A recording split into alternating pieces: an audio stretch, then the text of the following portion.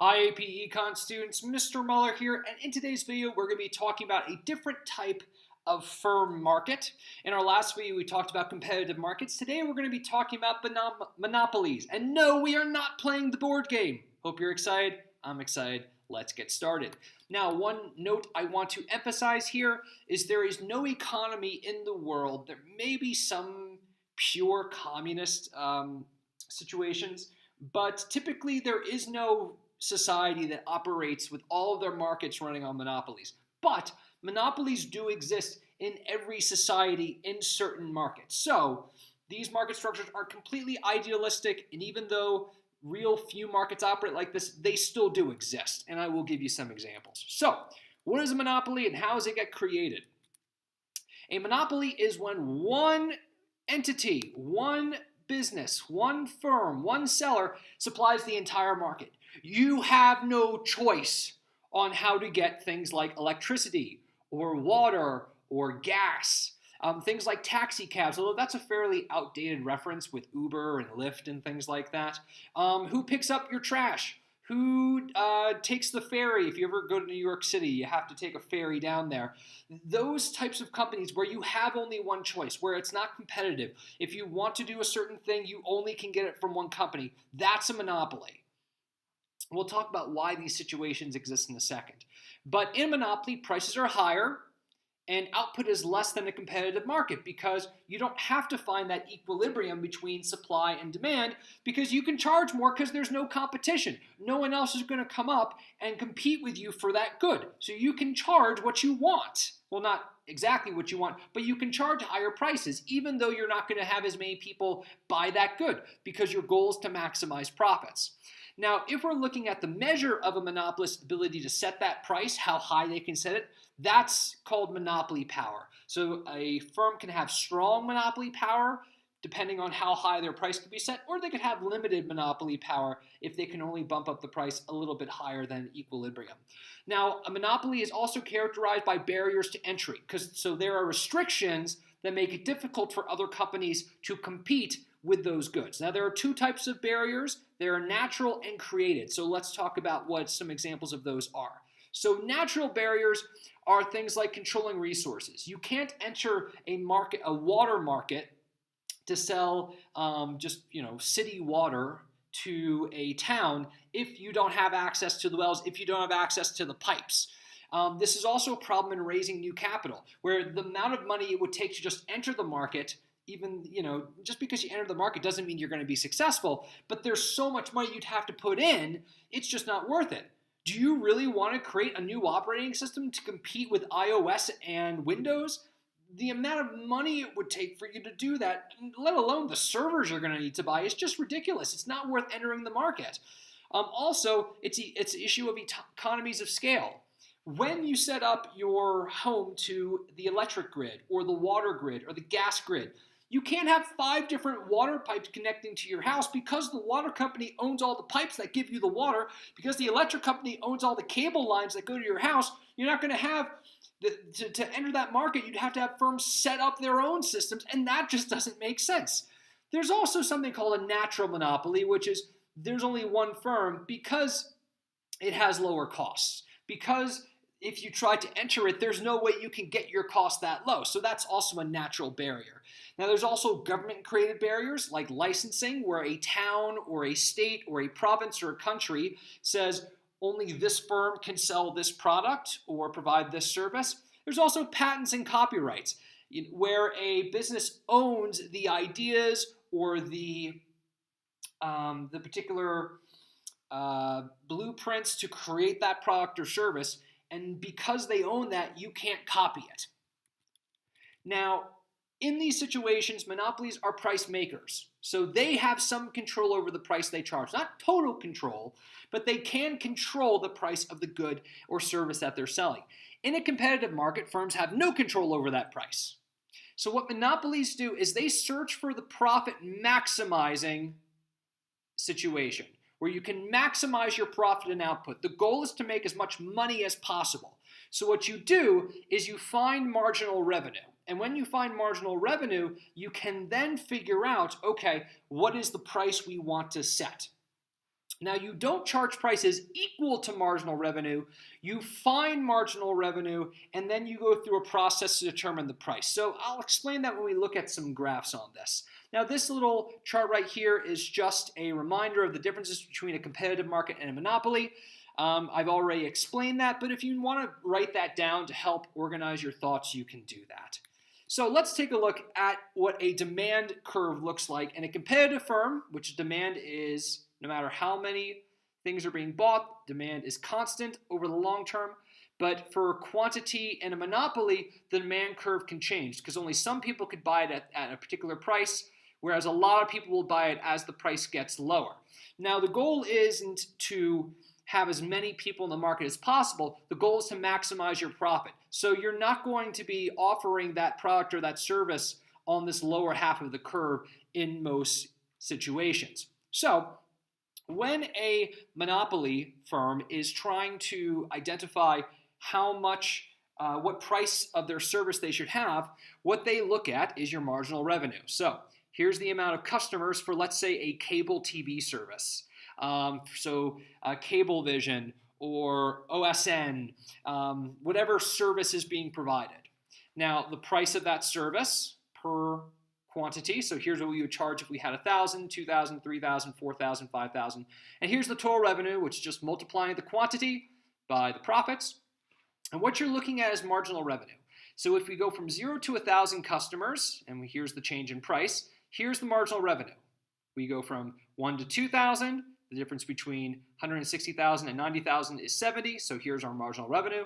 And as we continue, notice it's still positive, but at this point where we hit 250,000 people, if we add 6,000 more customers, even though we can charge a lower price, our total revenue is lower, so our marginal revenue is actually negative. Now we stop there. So what we say is, we get to that point where our marginal revenue is actually going down because we want the highest total revenue. Now, how does that look in a graph? So if we're looking at the graphical representation of this schedule, what a monopoly does is it finds where your marginal return equals its marginal cost.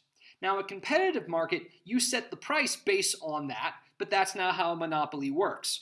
So what you do is once you find where marginal return equals your marginal cost, you bring that up to your average total cost curve at that particular price and figure out, well, our average total cost is 35 JD or euros or dollars to provide that cable service, the water, the gas, the electric, whatever that is. Now, you don't set your price there because your goal is to have as much profit as possible. So what you do is you figure out, okay, where marginal return equals marginal cost, which is a quantity of, let's say, 1,000 people having that cable TV service, you bring it up to where the demand will hit, and that's the price you set it at. Now notice the profit is this green section because it's the difference between your average total cost and the price you kept it at. So here's where the profit is. You don't set it at 35 because you'll have no profit. Now, there are problems with these situations. It's an inefficient level of output because you charge too much and you produce too little because you're not trying to get this out to as many people as possible. You're trying to make as much money as you can. Now, this creates deadweight loss, but that deadweight loss is overcome because you're making a profit. And there's a graphical representation where I can show you that in a second. There's also few choices for consumers. Now, I got to tell you the story. Where my family lives, there is one provider of cable TV and phone lines, there's one provider that will give you a home phone, cable TV, and provide your internet. So you have no choice on what to do. So my parents do not need a home phone number. Both of them have cell phones. But they get a little bit of a better deal by bundling with, I think it's Cablevision is the provider they have, with bundling their internet, their cable TV, and their phone. So they have a home phone number even though they don't want one or need one because they can't shop around for just cable TV or just internet. I remember telling my parents, look, you have Netflix and Hulu and HBO Go and all this stuff now, or you could pirate things. Why don't you just get internet service? And they said, because we can't. The company that provides the internet will not just provide us the internet, or they'll do it at a ridiculous charge where you might as well just get it with cable and phone service. That's the situation you're in. You're stuck. There's also a situation where it's called rent sinking, where instead of companies using their money to do research and development or trying to be competitive, you just hire lobbyists to go to the government and say, we will contribute to your political campaign if you can make sure we're the only monopoly for this. And so you have some corruption here as well with monopolies. Now, how do you fix this situation? Well, there are a couple of examples. You could break up the monopoly politically. You could pass a law that says this monopoly must be broken up into a few different companies to create competition. It has happened, and I can't think of too many examples outside of the United States because that's where I lived and that's a lot of the history I learned in terms of your market history. So this has been done in the U.S. multiple times. You could decrease tariffs between countries so you can create competition internationally instead of just within one particular country. You can get competition across the world. So that's one thing you can do. Or the government could actually say, no, for this particular good, we are setting the price. Or the government can say, you know what, we're not having a business provide water or electricity. We're going to provide it so that we can set a particular price for it. Now, there are some issues with that, even though that's a great idea because it stops people from getting screwed over by the firm that they're working with. There are also some negative issues to that. So let's actually talk about some of these graphs and what we're looking at here. So in a competitive industry, which is what we're looking at on the left, the intersection of supply and demand determines the price, which is PC here, and the quantity. So that's a purely competitive market. But when a monopoly controls the entire industry of a particular type of resource or good or service, the supply curve becomes marginal cost. And then the monopoly firm uses the point where your marginal return equals your marginal cost, and then they figure out the price by going up the demand curve. As a result, the monopolist can charge a higher price and produce a smaller output than a competitive firm. So that's how those prices are determined.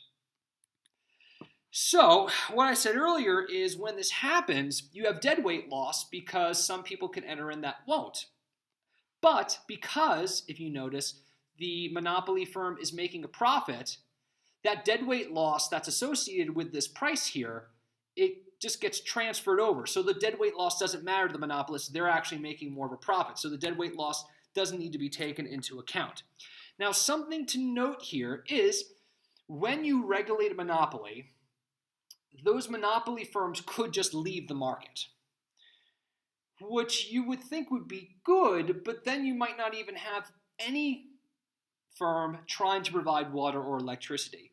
Then the government would have to run it. The problem if a government runs that particular industry to provide that good or service, the issue is they could run it at a loss, which is increasing the deficit with that country. And when you have large-scale debt, that could really impact the welfare of society. So let me just walk you through this particular chart. In an unregulated monopoly, you use the rule, you find where your marginal costs equals your marginal return, go up to the price where the demand curve is, and that's the price you charge. Notice there's a little bit of a profit here because your average total cost, the price would be here. So you're making a small profit. So this firm doesn't have a lot of monopoly power.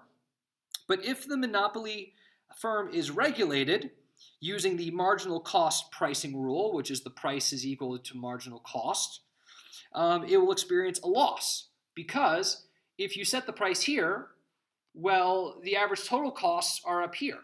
So now you're operating at a loss, which could cause this firm to say, well, we're not providing that service. And if the government can run it, the government could run it at a loss. Now, that doesn't happen all the time. The government wouldn't try to run a service purposefully to run a deficit, but these are the issues that can occur. So this is one of those situations where you're really in a tough place if you only have one provider for their services, if they're charging a ridiculous price. But if it's being regulated, that could also be bad. So there's no real perfect situation when you have monopoly situations. So that being said, that finishes our look at monopolies. Hope you learned something you didn't know before. Thanks for watching.